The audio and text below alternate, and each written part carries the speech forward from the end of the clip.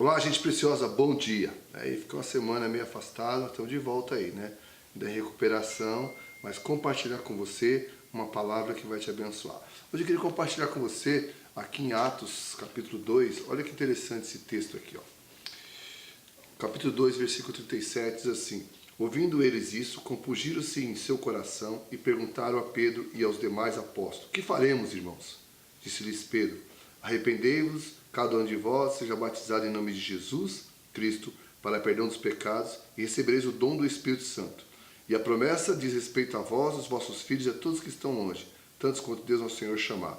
Com muitas outras palavras dava testemunho e os exortava, dizendo: salvai-vos dessa geração perversa.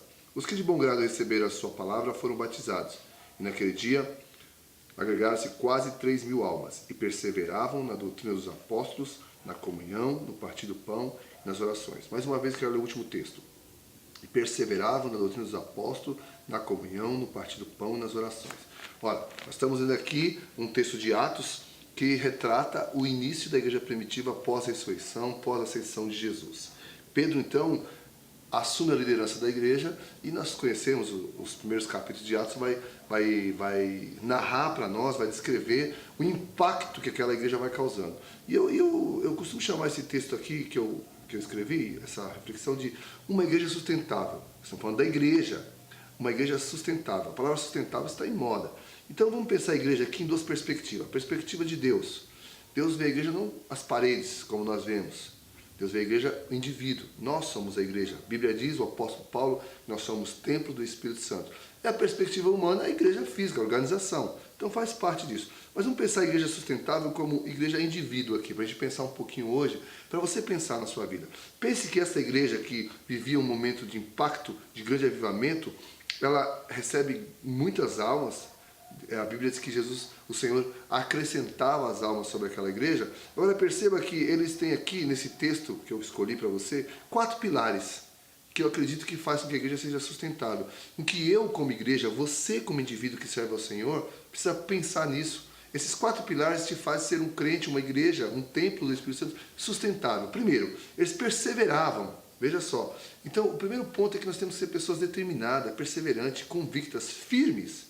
Ok? Agora, perseverava em quê? Em 4 pontos. Primeiro, na doutrina dos apóstolos. Segundo, na comunhão. Terceiro, no partir do pão. E quarto, nas orações. Então, é importante que eu e você entendamos isso. O que é perseverar na doutrina dos apóstolos? É pautar a nossa vida focada nos princípios, nos ensinamentos da palavra de Deus, no Evangelho. Conduza a sua vida, seu casamento, sua sociedade, seus relacionamentos, sempre pautado, tendo como referência os princípios da palavra, os princípios que estão escritos na palavra. Segundo, na comunhão. Veja bem, essa comunhão aqui, a palavra aqui é Eucaristia. Eu anotei aqui para vocês que o significado é a celebração da memória, né? Olha só, deixa eu ler para vocês aqui. Da memória da morte sacrificial de Jesus. Então a comunhão é participar do corpo, do sangue e da carne de Cristo. É viver o dia a dia esse estilo de vida em Cristo. Ser comum ao seu corpo.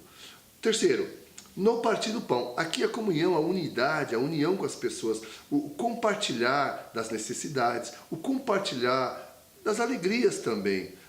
Isso é importante no partir do pão, no dia a dia, na economia. Aprenda a conhecer o outro, a perceber o outro, a escutar o outro, ok? E por último, eles perseveravam o quê? Nas orações. Então veja só, perseverar na doutrina dos apóstolos, nos ensinos, na palavra, na comunhão, fazer parte do corpo de verdade, no partir do pão, ter a comunhão, perceber o outro, ajudar o outro, ser ajudado também. E por último aqui, nas orações. Ou seja, é importante que nós devemos estar ligados, irmanados ao Pai através da oração. Através daquilo que nos liga ao trono da graça. Então é importante praticar a oração, ter como hábito. Esses 4 pontos vai fazer você ser uma pessoa, uma igreja sustentável, alguém firme e forte. Pense nisso. Gostou? Curta e compartilhe. Deus te abençoe.